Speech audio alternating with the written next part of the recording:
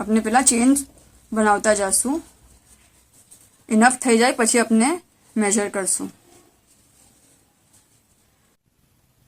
આપણે enough change કરી લીધી છે, આપણે મૂકીને જોઈએ.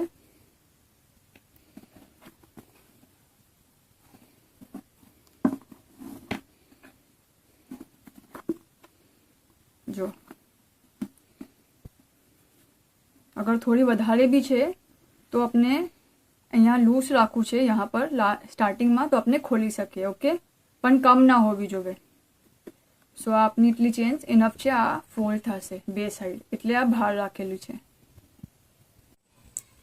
હવે આપણે ફોર્થ ચેનમાં ડબલ ક્રોશે કરશું. સો જો 1 2 3 અને ફોર્થ ચેનમાં ડબલ ક્રોશે.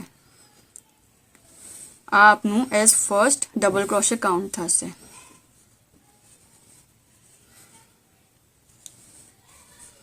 ફરીથી આમાં હજી એકવાર ડબલ ક્રોશે કરશું.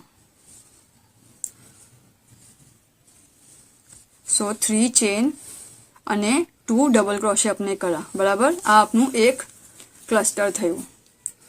હવે ફરીથી બે ચેનને સ્કીપ કરશું. સો 1 અને 2 ને થર્ડ ચેનમાં 3 ડબલ ક્રોશે કરશું, કેમ કે यहाँ आपने ये 3 चेन ने एक डबल क्रोशे काउंट करूँ અને પ્લસ આપણે